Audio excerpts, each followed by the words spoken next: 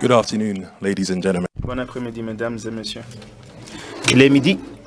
Bienvenue à la session de connectivité. Nous allons discuter comment nous allons bâtir des infrastructures résilientes numériques.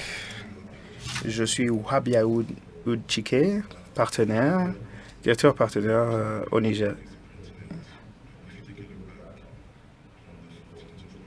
Si vous regardez le 14 mai, il y avait quatre câbles qui ont été détruits ou endommagés, qui ont affecté les services d'Internet et la connectivité au niveau de la côte ouest africaine.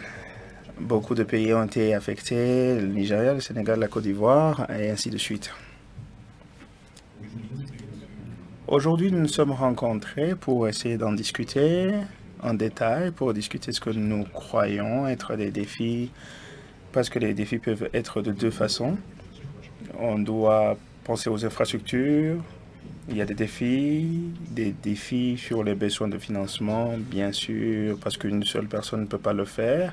On va discuter de partenariats, que ce soit les PPP, partenariats public-privé. Nous avons un bon panel pour en discuter. Je vais commencer avec Aminata Ndiaye, qui est PDG adjoint au groupe de Sonatel, qui est aussi vice-présidente au niveau du Moyen-Orient, du groupe régional Orange du Moyen-Orient. Aminata, vous êtes la bienvenue.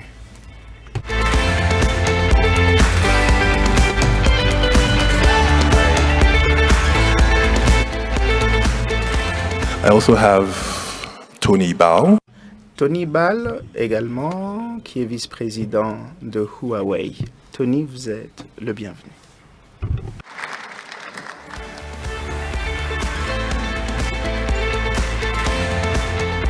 Last but not the least, I have...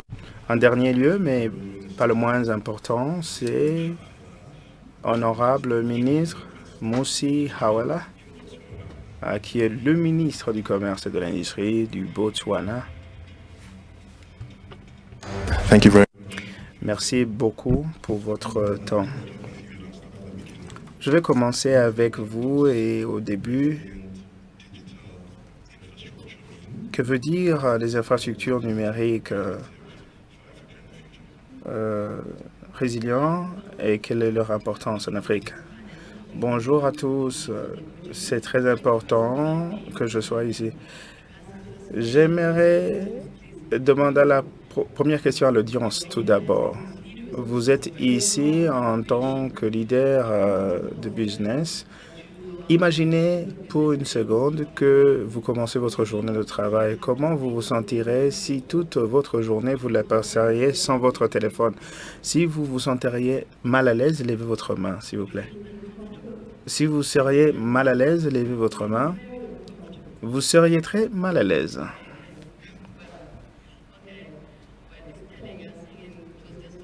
Ceci, c'est pour avoir un peu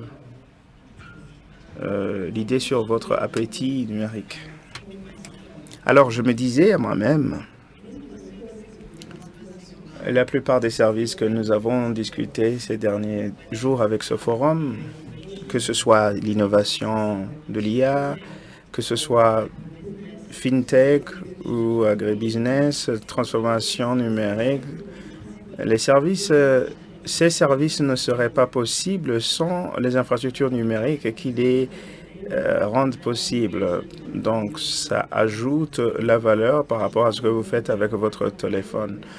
Alors, les infrastructures numériques sont clés pour la création et l'ajout de la valeur pour les vies de chaque jour des Africains, des gens et des entreprises. C'est de notre manière de le faire en tant que continent pour accélérer notre développement, pour aller beaucoup plus rapidement. Et je le dis comme ça. La plupart des études, je peux parler des statistiques. L'Union de télécommunications mondiale a publié que les télécommunications jouent un rôle important dans l'augmentation du PIB. C'est des bonnes nouvelles pour le continent parce que nous utilisons maintenant les télécommunications et nous sommes un secteur de croissance le plus élevé. Après avoir dit cela, avec beaucoup plus de trafic, beaucoup plus d'utilisateurs, nous avons des responsabilités et des risques assez élevés. Et je pense que la résilience, pour parler de ce mot, de résilience, vous parlez de résilience, la résilience, c'est gérer ces risques et s'assurer que les infrastructures, peu importe les raisons de la mise hors des services, qu'on puisse avoir des mesures de gestion des problèmes pour permettre aux services en ligne de continuer. Il faut donc avoir une résilience pour avoir des services toujours en ligne, être toujours en ligne, toujours on.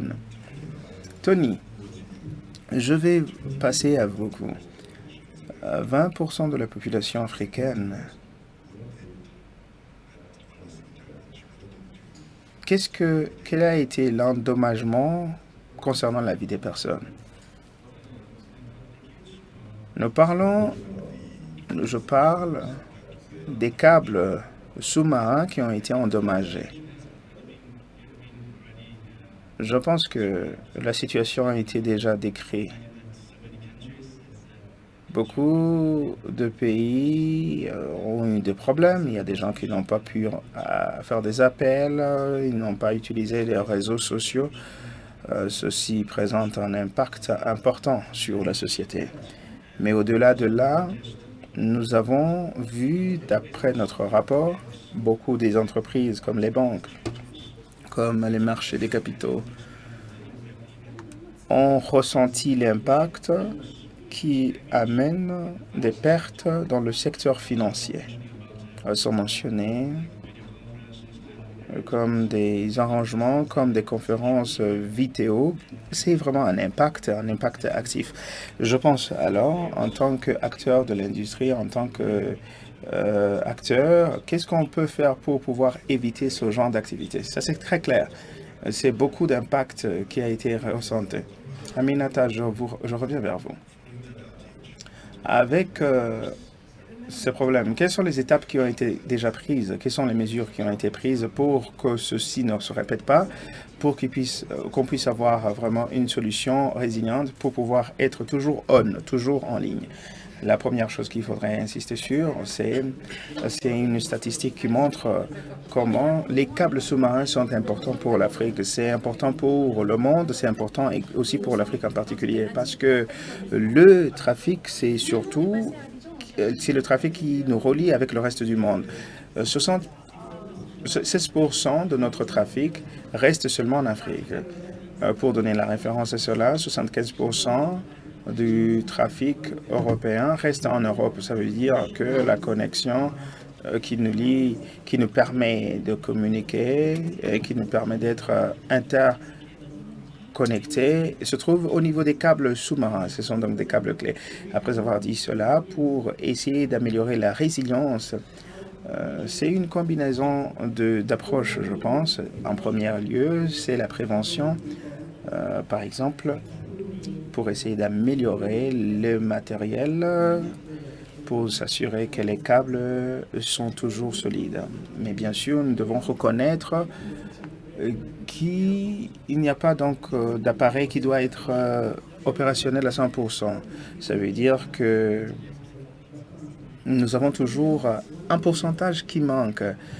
On doit toujours s'attendre qu'on peut avoir des pannes d'ici et là, même s'il y a des infrastructures qui sont fiables là-bas. Mais lorsque ça se passe, on doit utiliser faire le suivi de ce qui se passe par rapport au câble pour savoir et détecter le plus rapidement possible. Et je pense que l'intelligence artificielle peut aider dans ce secteur-là. Un autre élément qui est très important, c'est la diversification des routes de communication. Combien de routes sont là entre le point A et B pour que si une première route est défaillante, on puisse utiliser notre route. Et là, il y a le besoin d'investir beaucoup plus dans des câbles. Je pense que les nombres comptent vraiment, la quantité compte.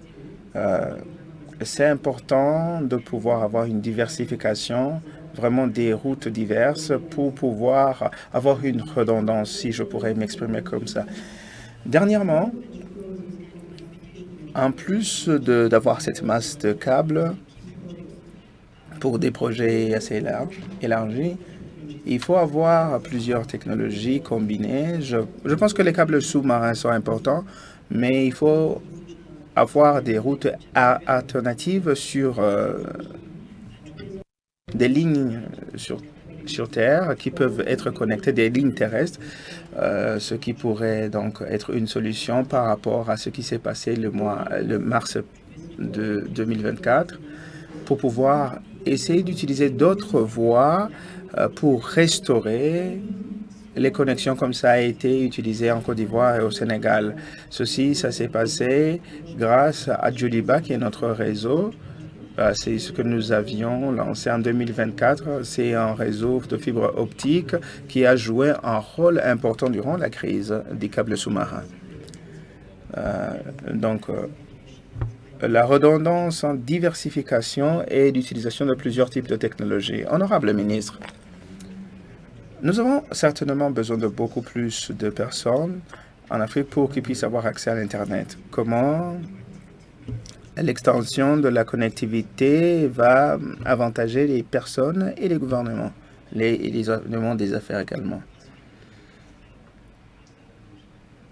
Merci beaucoup. Avant de vous répondre, j'aurais remercié le président Paul Kagame et la population rwandaise pour nous avoir accueillis et accueillir la délégation de mon pays. Maintenant, je reviens à votre question. Certainement, la connectivité améliore l'expansion des affaires. Pour essayer de réduire le coût de faire les affaires, ça améliore l'accès aux connaissances, l'accès aux informations, et augmente la portée des marchés par rapport au lieu d'opération des activités économiques. Je vais donner l'exemple du Botswana. Les PME n'auraient pas survécu sans la connectivité. C'est la connectivité qui a permis à ce qu'on puisse faire des affaires avec le Ghana. L'accès à l'information cette fois-ci.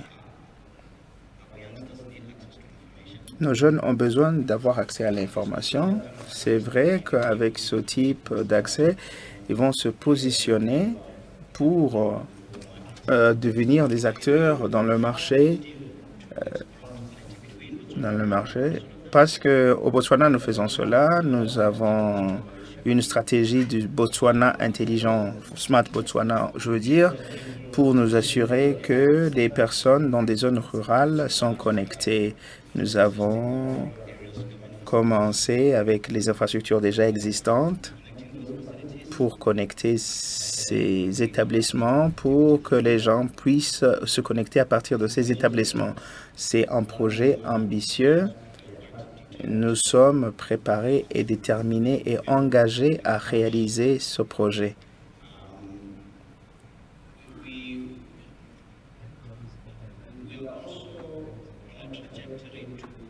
Nous sommes sur une trajectoire qui nous permet de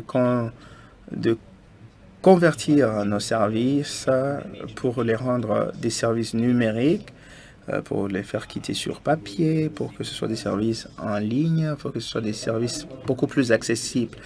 C'est ça l'importance de la connectivité parce que cela permettra aux gens d'avoir accès aux services pour quitter donc le travail bureaucratique sur papier, pour pouvoir faire le travail en ligne, pour avoir également à interagir avec le gouvernement en ligne. Parce que souvent en Afrique, ce qu'on voit, qu'un chercheur de services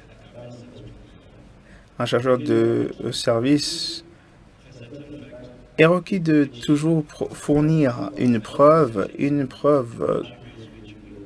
quelque part qui aurait pu être donnée par une autre agence du gouvernement. Donc, avec ce genre de problème, la connectivité pourrait réduire sensiblement ce genre de problème. C'est ça l'importance de la connectivité.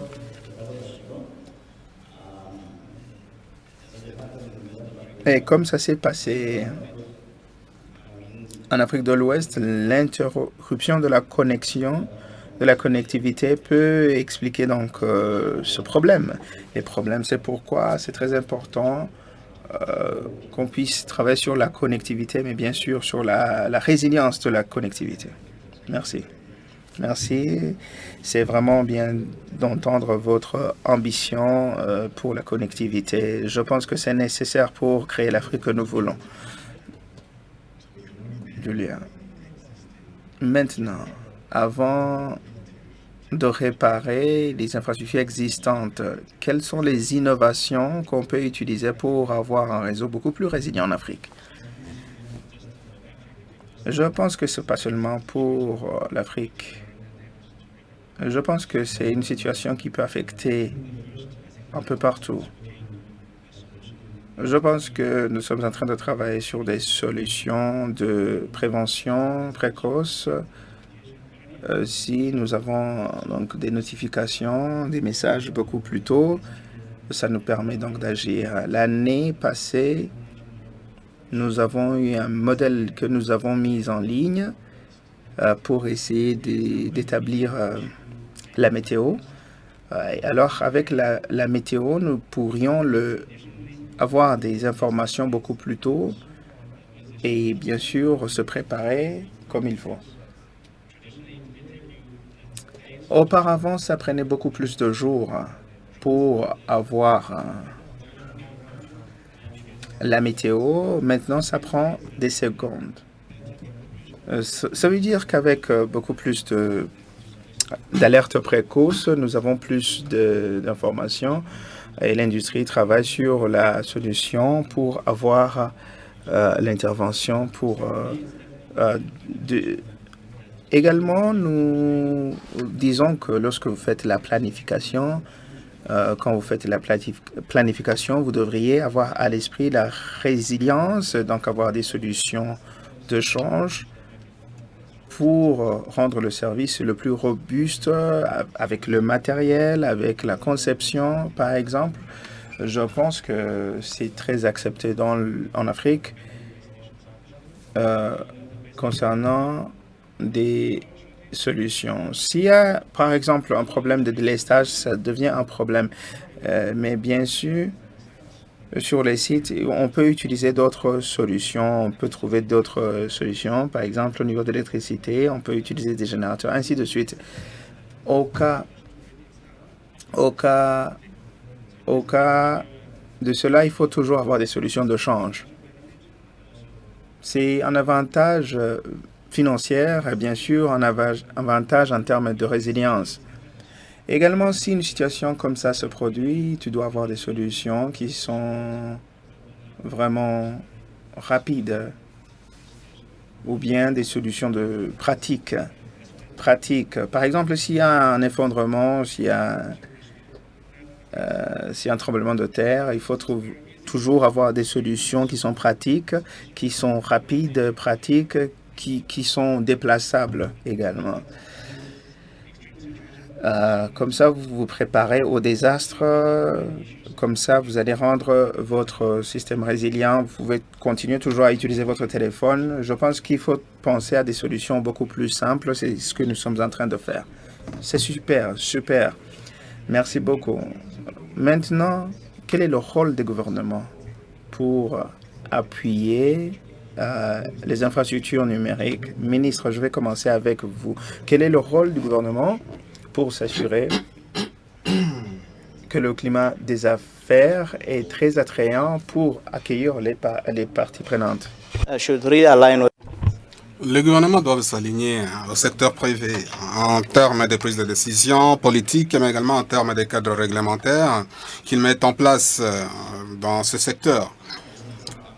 Par exemple, il arrive très souvent que les secteurs privés soient en avance par rapport au secteur public et pour plus tard faire face à des obstacles qui sont liés au fait que les gouvernements ne peuvent pas évoluer au même rythme que le secteur privé en termes des cadres réglementaires. Donc c'est très important vraiment que le gouvernement puisse également être au même rythme, parce que le secteur privé est toujours innovant, de sorte que quand ils font de l'innovation, que le gouvernement soit également prêt.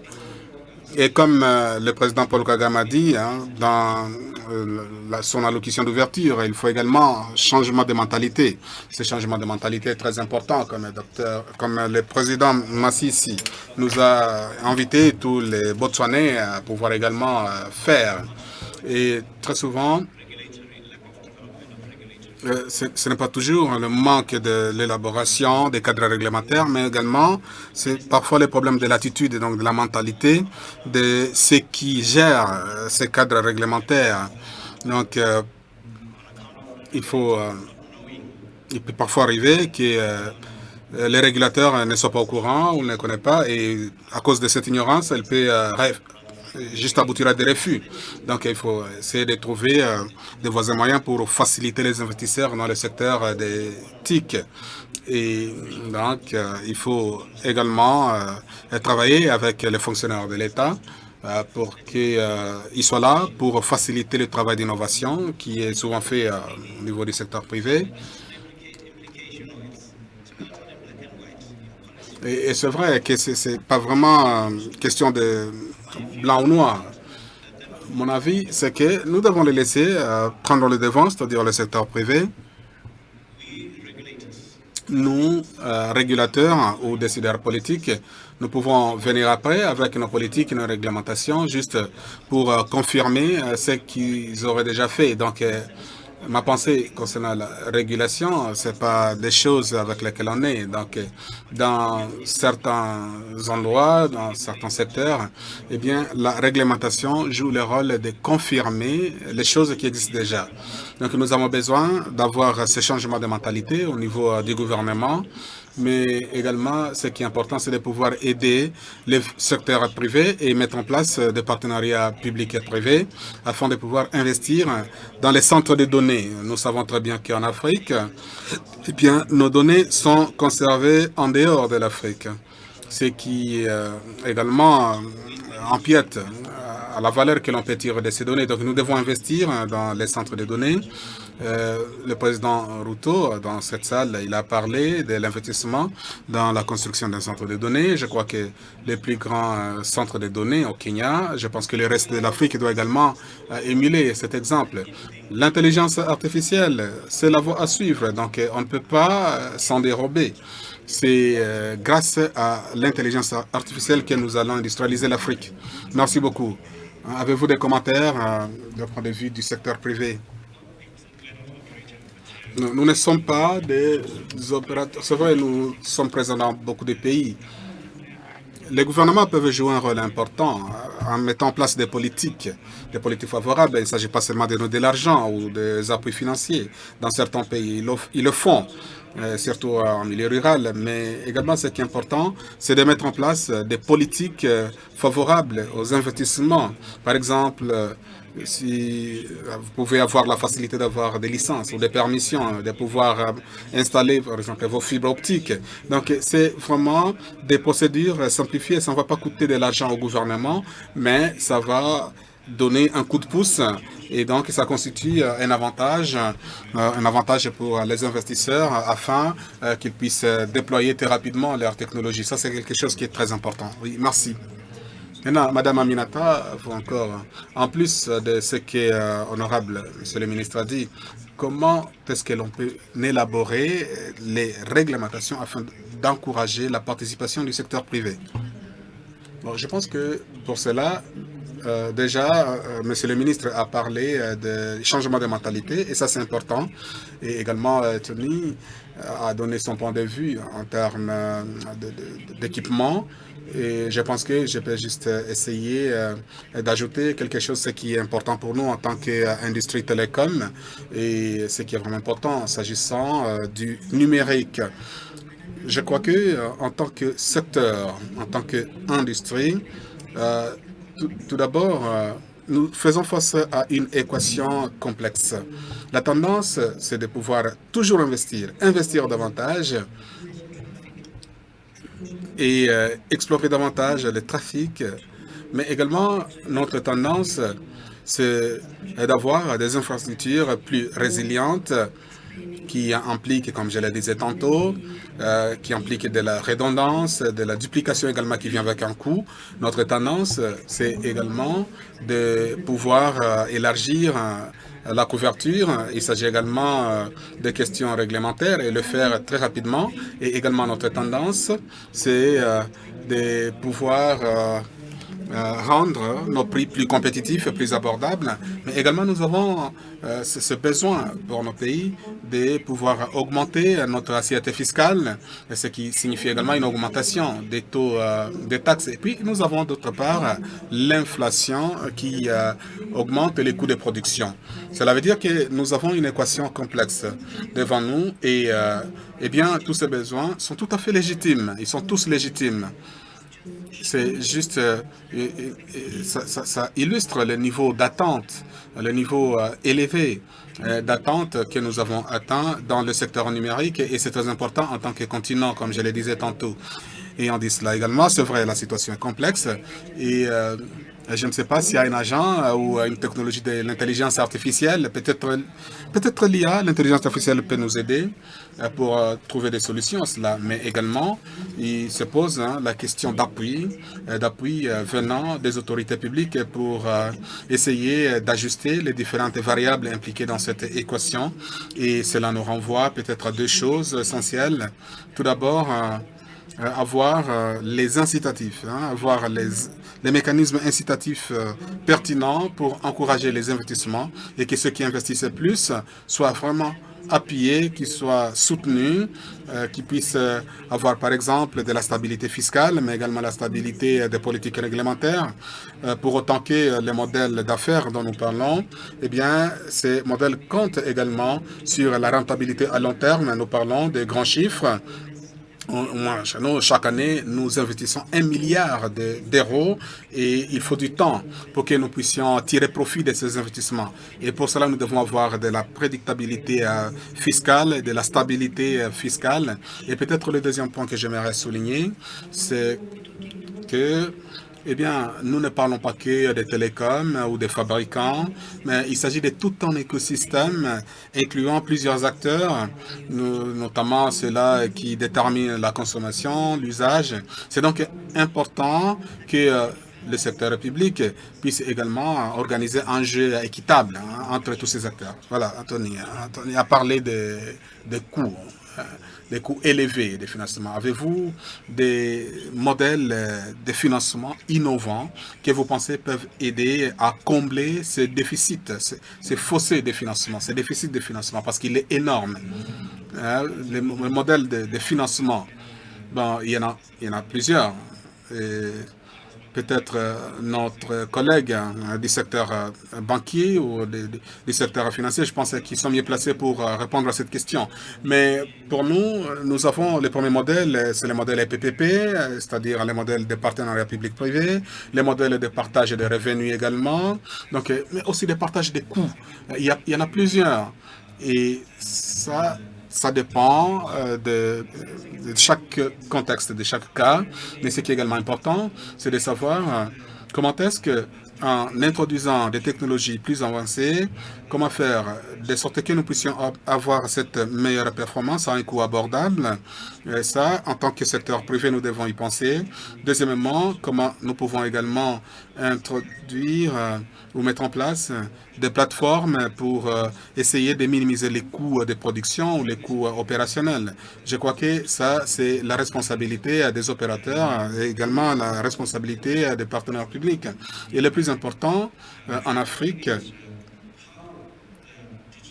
c'est de savoir également comment les infrastructures numériques, comment est-ce que l'économie numérique peut contribuer au développement de chaque pays.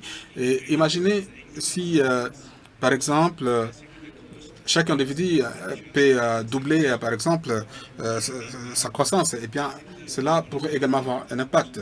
Et comme Madame le disait, c'est de prendre en compte l'ensemble de l'écosystème. Il ne s'agit pas de se pencher sur un seul acteur, mais prendre en compte les opérateurs OTT, les opérateurs IP, à tout le monde, que nous puissions tous nous embarquer dans ce voyage de transformation numérique et chacun peut y jouer sa partition, les usagers également. Et parce que tous ces coûts sont toujours là. Et ça, c'est mon avis. Merci. C'est très clair. Monsieur le ministre, hier, aujourd'hui, nous avons parlé d'une seule Afrique, et qu'il s'agisse des flux de capitaux ou alors de la libre circulation des personnes à travers le continent. Comment est-ce que les dirigeants africains peuvent collaborer pour s'assurer que nous avons un développement continu de nos infrastructures régionales? Nous devons mettre en place la ZLECAf, la zone de libre-échange continentale, parce qu'elle contient plusieurs protocoles. L'un porte sur le commerce numérique. Et je regrette que pour le moment, le protocole n'est pas encore approuvé complètement. Et cela pour parfois des raisons qui sont en rapport avec les droits de douane, mais également des droits de douane qu'on pouvait appliquer sur les commerces en ligne. Mais la réponse la plus simple, c'est que nous devons mettre en œuvre la ZLECAf. Parce que si l'Afrique parle d'une seule voix concernant le commerce numérique, eh bien, je pense que nous devons suivre cette voie unique qui est celle de l'Afrique. Mais également, comme je disais, la mise en œuvre signifie également qu'il faut harmoniser nos règles dans nos différentes régions. Les règles qui s'appliquent au Botswana devraient être les mêmes également qui s'appliquent ici à Kigali et devraient également être les mêmes applicables au Kenya. Donc pour cela, nous devons travailler en étroite collaboration pour essayer de voir quelles sont les règles d'abord qui existent dans nos différentes régions et harmoniser ces règles déjà qui sont en place. Mais aussi, nous devons faciliter la libre circulation des personnes. Les protocoles, c'est une chose. Nous avons un peu de retard en tant que ministre africain du commerce afin de pouvoir conclure, clôturer cela et présenter cela devant les chefs d'État au niveau du sommet de l'Union africaine. Voilà des choses que nous devons essayer de mettre en œuvre. La ZLECAf, c'est un réseau. Donc, il n'y a pas une seule partie où on peut travailler en silo sans prendre en compte les autres. Et donc, tout ce que nous poursuivons, c'est le commerce. Nous devons donc aligner ce protocole sur le commerce numérique, l'aligner à d'autres protocoles, le protocole relatif aux services et au commerce. Donc, nous devons être soutenus par nos experts et qui sont toujours disposés à pouvoir nous apporter ce service d'experts afin de pouvoir aligner ces différents protocoles de sorte que ces protocoles puissent bien marcher. Nous avons également un protocole sur les femmes en commerce, les jeunes en commerce et également, je pense que nous avons un autre sur le commerce numérique et un autre sur le développement de l'intelligence artificielle. Ces protocoles portant sur les femmes et les jeunes dans le commerce a un impact sur les protocoles sur la concurrence et même les protocoles sur l'investissement ou les investissements. Parce que parmi les investissements que nous recherchons, nous avons également les investissements dans l'intelligence artificielle ainsi que dans l'espace numérique. Voilà ce que je pense que le gouvernement devrait faire. Donc, nous devons travailler dans la mise en œuvre, mais également, nous devons le faire en partenariat avec le secteur privé, parce que sans ce partenariat avec le secteur privé, eh bien, nous risquons de nous retrouver dans un secteur qui soit vraiment pas pertinent et favorable à la croissance économique. Merci beaucoup. Merci. Monsieur le ministre.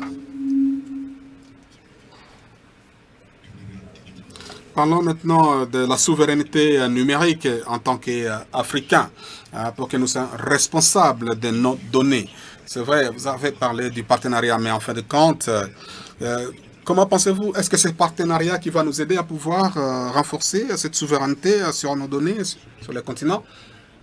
Je crois que le partenariat avec le secteur privé dans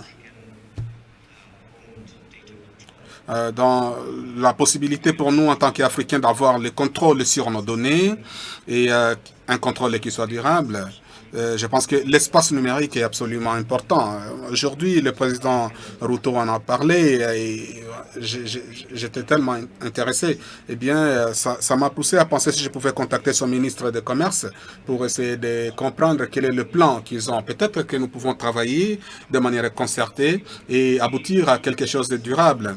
Nous, au Botswana, dans notre union douanière en Afrique australe, nous le comprenons. Et nous aimerions également voir parce que je comprends que parfois ça coûte cher de pouvoir investir dans ça. Mais si nous y allons en tant que région, eh bien, nous pourrions avoir la possibilité peut-être de le faire à plus grande échelle que si nous le faisions seuls. Donc, les difficultés que nous nous imposons en tant qu'Africains, c'est cette tentative de pouvoir travailler en silo.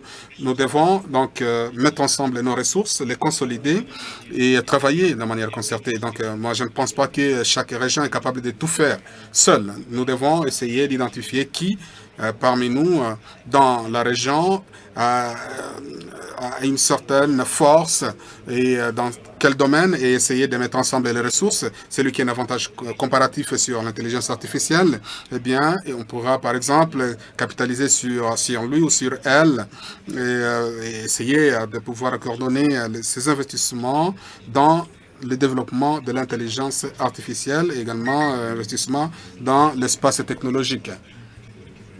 Merci beaucoup. Je vais revenir à vous. On a parlé des investissements, des coûts, des TIC. Alors, quels sont les risques? Quelles sont les récompenses ou les avantages qui sont associés à l'investissement dans l'espace numérique en Afrique? Tout d'abord, j'aimerais commenter la première question parce que je pense que c'est très intéressant en termes de partenariats publics et privés. Et c'est également très important d'avoir une vision panafricaine. Je crois que c'est vraiment une étape très, très positive. Ayant dit cela, ce matin, j'ai également suivi l'annonce annoncée par le président kenyan de pouvoir construire le plus grand centre de données en Afrique de l'Est. Et nous avons également des partenariats à notre niveau, au niveau de l'Afrique de l'Ouest. L'objectif également, c'est de pouvoir capitaliser les capacités des centres de données de Sonatek qui se trouvent juste à côté de Dakar, la capitale sénégalaise.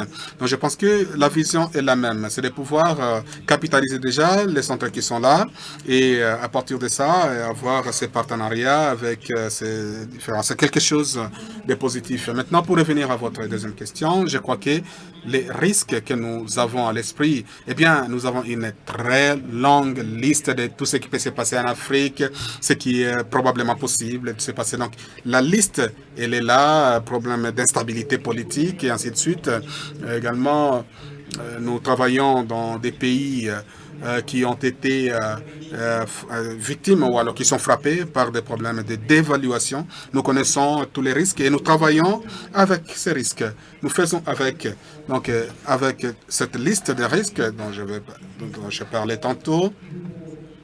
Peut-être qu'on pourrait parler également de récompenses, mais en tant qu'acteur, c'est de pouvoir d'abord être engagé à servir la population africaine pendant des décennies. Donc, j'aimerais parler de ce que nous appelons en français la raison d'être. Parce que ça, c'est essentiel, c'est de pouvoir comprendre pourquoi nous le faisons, pourquoi nous nous engageons, pourquoi est-ce que nous sommes présents dans beaucoup de pays. Et qu'est-ce que nous apportent les avancées numériques? Qu'est-ce que nous apporte l'inclusion numérique dans ce continent qui a besoin de l'accélération de tout ça? Et donc, l'objectif de tout ça, c'est d'abord l'inclusion numérique. C'est ça même le fondement de tout ce que nous disons, c'est-à-dire avoir à l'esprit que nous devons avoir nos propres moyens de pouvoir opérer des bons en avant. Et je pense que Nous, en tant qu'Africains, nous sommes fiers d'avoir nos 18... Donc la fierté de nos employés, ils sont au nombre de 18 000, c'est de pouvoir réaliser cela. Nous avons des centres numériques Orange qui sont présents dans tous les pays où nous sommes présents.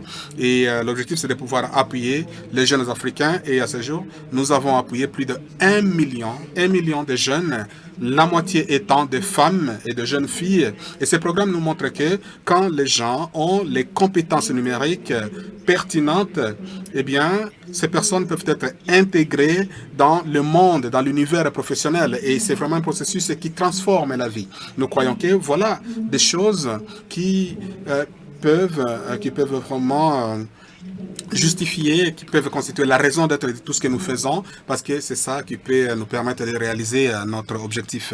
Voilà, donc là, l'objectif de tout ça, c'est l'inclusion numérique. Merci. Tony, je reviens encore vers vous. Comment est-ce que l'intelligence artificielle impacte la demande, mais également la conception des infrastructures numériques du futur sur les continents? Je crois que la première, déjà, Madame en a parlé, les centres de données, parce que l'intelligence artificielle dépend des données. Sans données, vous n'avez pas d'intelligence artificielle. Donc, la première chose, ce sont les données. Et dans toutes les régions de l'Afrique, si nous comparons l'Afrique avec d'autres continents, je crois que nous devons d'abord renforcer la connectivité. Donc, je sais que Madame a parlé de l'inclusion numérique, mais également de l'intelligence artificielle. La première étape, c'est d'abord la connectivité. Donc, il faut que les gens soient connectés. Il faut que les appareils soient connectés. Il faut également que l'Internet des objets également soit connecté. Et deuxième élément, ce sont les centres de données. Parce que plus vous avez de connectivité, s'il y a plus de personnes qui sont connectées, si vous avez plus d'appareils qui sont connectés, eh bien, vous allez avoir plus de données. Mais alors, où conserver les données? Il faut avoir des centres de données pour les conserver. C'est extrêmement important et je crois qu'un autre élément important, ça concerne l'énergie. Parce que plus vous avez des centres de données, vous devez penser également comment est-ce que vous allez résoudre l'équation énergie, qui est encore un défi dans la majorité des pays africains. Donc, comme cela a été dit tantôt, la solution de Sonatec, des solutions en termes d'énergie renouvelable, ça peut être une alternative pertinente. Et l'autre élément, ou la prochaine étape, il peut s'agir, par exemple, d'avoir des applications innovantes, de sorte que vous puissiez être en mesure d'utiliser ces données et faire en sorte que l'intelligence artificielle devienne le moteur qui propulse le secteur. Merci. Merci beaucoup. Avant de vous demander votre mot de la fin, nous allons quand même donner la parole à l'auditoire pour poser des questions. Avez-vous des questions, s'il vous plaît?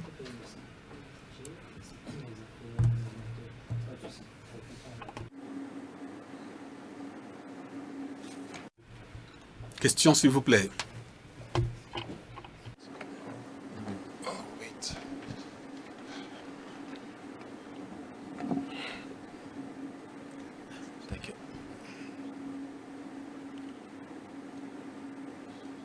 OK. Oui, merci. Je m'appelle Étienne Kouado, directeur général de Minwan, Côte d'Ivoire. Je suis responsable de la région francophone. C'est une contribution à la question que vous avez posée, comment avoir un réseau résilient pour le développement numérique dans la région. Ce que j'aimerais dire, c'est que nous sommes l'un des principaux acteurs afin de pouvoir restaurer les services, mais également restaurer les câbles.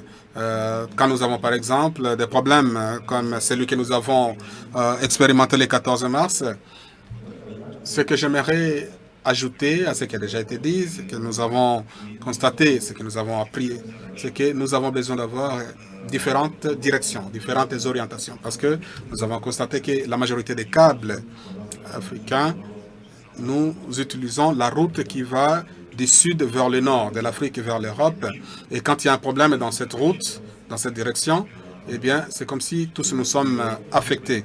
Nous avons pu restaurer les services très rapidement dans la région parce que, pour ce qui est de la Côte d'Ivoire, nous avons utilisé la route qui va de la Côte d'Ivoire vers le Nigeria. Grâce à cette route, nous avons très rapidement restauré les services Internet dans la région pour tous les opérateurs. Donc ça, c'est également quelque chose il faut avoir plusieurs routes, plusieurs directions, comme Orange, par exemple. Ils ont utilisé une route terrienne pour restaurer les services de Orange Côte d'Ivoire. Donc, ils avaient des câbles sous-marins, mais également, ils avaient des routes terriennes. Et donc, il faut avoir une diversité des routes. Mais également, un autre élément clé, c'est de savoir comment avoir les contenus dans la région. Comme vous avez dit, en Europe ou dans d'autres régions, nous avons environ 70% des contenus Internet qui restent dans la région. Mais en Afrique, nous sommes à moins de 20% de notre contenu qui reste en Afrique. La société d'Internet recommande d'avoir au minimum 17%, mais nous sommes vraiment loin dans la région. En tant qu'acteurs clés, ce que nous devons faire, c'est de faire en sorte que le contenu qui est consommé en Afrique doit être proche de ce que l'Afrique produit. Donc, ce que nous faisons avec les OTT et d'autres, c'est de pouvoir apporter les contenus qui se trouvent en Europe et ailleurs et les amener en Afrique. Et nous construisons des centres de données conformes aux normes internationales pour que nous puissions également être en mesure de conserver nos données telles que ça se passe en Europe et que l'Afrique puisse également expérimenter, avoir le même, disons, le même niveau d'expérience en matière d'Internet. C'est donc important de pouvoir localiser, de pouvoir domicilier et également d'avoir du contenu qui soit hébergé en Afrique. Voilà pourquoi nous construisons des centres de données dans la région afin de pouvoir réaliser cet objectif. Voilà ma contribution. Merci. Merci beaucoup. C'est très utile. Je pense qu'il y avait une autre main levée là au fond de la salle. Oui, allez-y. Merci beaucoup. Je m'appelle Thomas. Je suis également entrepreneur dans le secteur tech. J'ai un commentaire, mais également une question, deux questions d'ailleurs. Mon commentaire, je vais commencer avec les questions et après les commentaires. La question, c'est en rapport avec les infrastructures. Nous avons parlé de la souveraineté des données, mais également de l'hébergement des données, également du traitement des données, où est-ce qu'on héberge les données, quand on parle par exemple de la transformation numérique. Et dans ce cas-là, au sein de nos écosystèmes, très souvent, nous avons le problème, c'est que nous manquons les infrastructures en termes de centres de données. Cela a déjà été soulevé. Et très souvent, quand nous voulons renforcer la souveraineté des données et qu'on n'investit pas dans les centres de données, finalement, on va dépendre des solutions venant de l'étranger et qui viennent parfois trop chères. Et très souvent, s'agissant des plaidoyers en termes de politique, on va faire face toujours à des défis. Nous qui sommes innovateurs, parfois on se trouve sans d'autres options. Maintenant, quelle est la stratégie à ce sujet?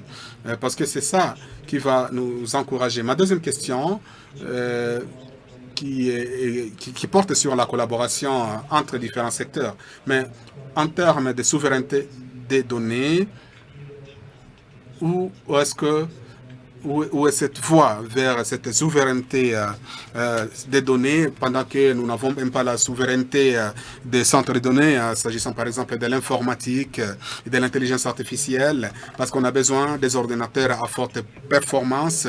On n'en a pas parce que nous devons être propriétaires de nos données, et la stratégie doit commencer par là. Ça, c'est ma question.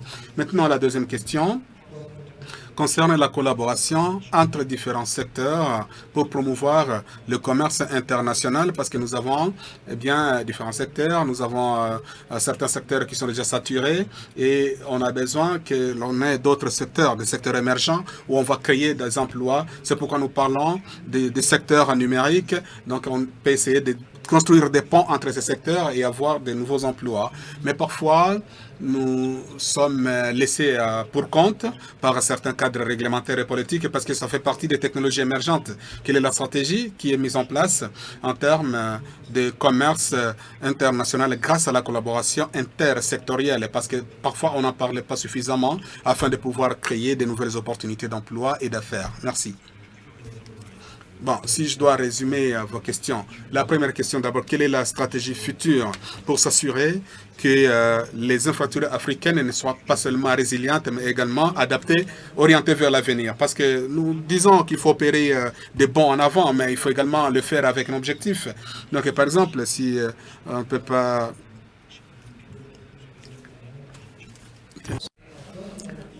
Je ne sais pas si nous sommes connectés.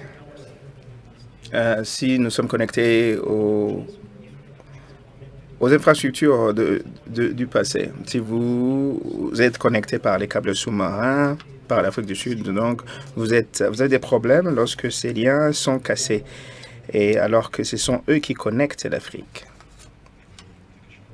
Y a-t-il quelqu'un qui veut essayer de répondre? C'est vraiment de grandes contributions relatives au sujet. Je vais commenter sur les infrastructures pour dire que les scientifiques de données sont clés pour pouvoir donc faire le partenariat avec nos centres de données. C'est vraiment important de pouvoir avoir ces centres de données.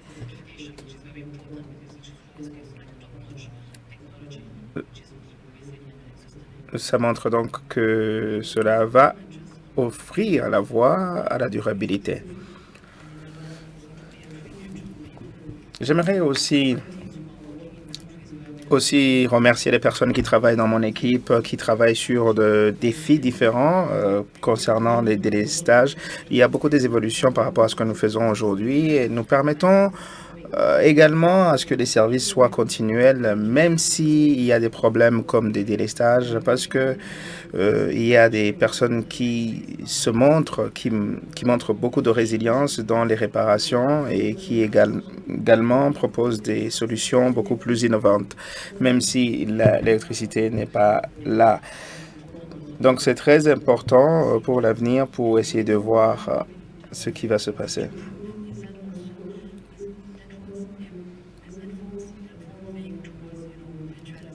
Un autre élément, c'est les réseaux pour la virtualisation.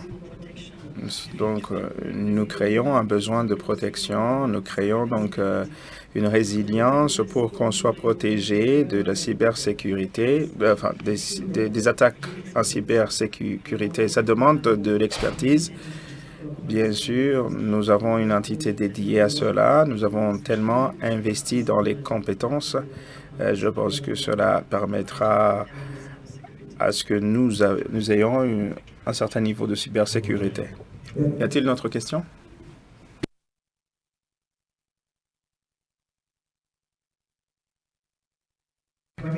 Merci. Je suis Wamedi Metape Junior. Je travaille pour une agence d'avocats. Moi, je vais parler sur l'aspect régulatoire, de régulation, sur l'aspect des infrastructures de connectivité. Ma question, étant donné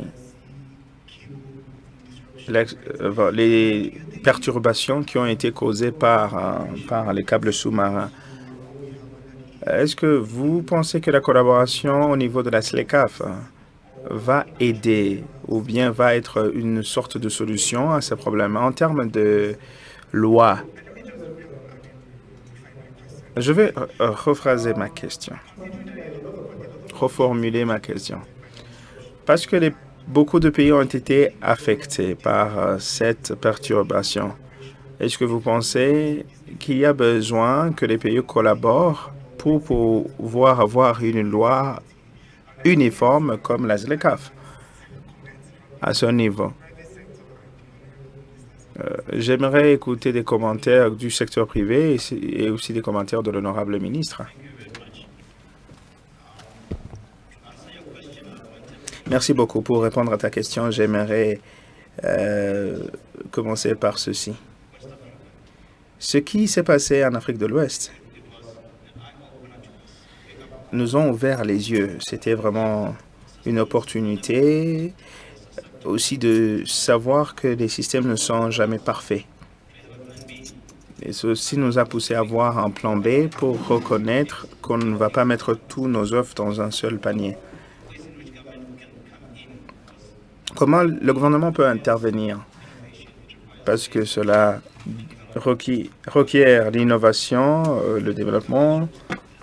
Alors les gouvernements doivent être impliqués. Nous devrions investir, financer à un niveau possible en termes de recherche et de développement, parce que des solutions portent en elles toujours des conséquences. Ceci doit être fait. Nous devrons financer la recherche, encourager la recherche pour pouvoir trouver des alternatives par rapport aux solutions déjà disponibles, notamment sur les lois. Je ne suis pas en position de dire que nous pouvons avoir une loi commune, mais nous avons la ZLECAf en place. Je pense qu'il faudrait se baser sur la ZLECAf pour s'inspirer, pour ne pas créer une nouvelle loi qui sera inconsistante. Pour moi, la ZLECAf est un protocole qui parle en détail, en général, non, qui parle dans des grandes lignes comment l'Afrique devrait rester de manière durable, un pays qui est connecté. On ne devrait pas donc interpréter de manière large. Je pense que les présidents qui se sont penchés là-dessus, qui l'ont développé, on n'aurait jamais espéré qu'ils auraient pu développer tous les éléments pour avoir connu tous les éléments avant le temps. Ça, c'est juste une base sur laquelle travailler. Dans le développement de nos protocoles, nous devons nous assurer que ces lapsus ne se passent plus, comme nous l'avons déjà vu. Une interruption a surpris tout le monde. Nous savons qu'on dit qu'on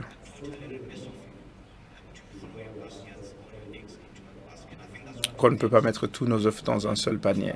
Je pense que c'est ce que nous avons pu apprendre, que cela ne devrait plus se reproduire. Aminata, je n'ai rien à ajouter. Je pense que c'est relativement suffisant. Merci pour votre temps. On n'a plus de temps. Dernière réflexion des panélistes. Fortifier la connectivité. Qu'est-ce qui va suivre? Qu'est-ce qui va se passer après? Quel est votre dernier mot? Je pense que la conversation a été intéressante. Ceci me rappelle la citation de Darwin. Il parlait de la survie. Nous parlons de résilience, c'est une forme de survie. Je pense qu'il a dit que la survie n'est pas être fort ou être le plus fort. La survie, c'est s'adapter. Aujourd'hui, on discute souvent des éléments qui sont tout autour de l'adaptation. Continuons à nous adapter en tant que continent, en s'ouvrant, en ayant des partenariats et en essayant d'avancer beaucoup plus rapidement. Tony? Pour moi également, c'est impressionnant. Je suis très impressionné par ce forum des PDG, des leaders politiques, le secteur financier, tous les PDG ici. L'infrastructure numérique est devenue un élément important de ces éléments. Ça veut dire que des leaders d'industrie, des leaders politiques sont conscients et comprennent l'importance du numérique. Je pense que c'est vraiment une étape importante pour avancer alors pour l'avenir. Ceci a été identifié comme quelques défis avec toutes les implications, comme les centres de données, comme la technologie qui a été avancée avec quelques lacunes. Je pense qu'il faudrait avancer. Le plus important, c'est d'avancer. Honorable ministre, pour répéter le président Massissi, les choses doivent changer. Dans ces mots, personne ne doit laisser à l'arrière. Nos villes ne devraient pas être sans électricité. Parce que l'intelligence artificielle dépendra de l'électricité. C'est son leadership, c'est sa vision que d'ici 2026 ou beaucoup plus tôt, tout le Botswana sera connecté avec l'électricité, avec les petites entreprises, les PME et les autres dans les périphéries, dans les zones rurales. Donc, je peux juste répéter ces sentiments en tant que ministre pour nous assurer que ceci se passe et que je vous dirai que je passe mes salutations pour les personnes, la population rwandaise, avec un amour profond pour le continent africain. Merci, honorable ministre. Merci, Toniba. Merci, Aminata Mbaye. Je pense qu'elle mérite une salve d'applaudissements. Merci beaucoup.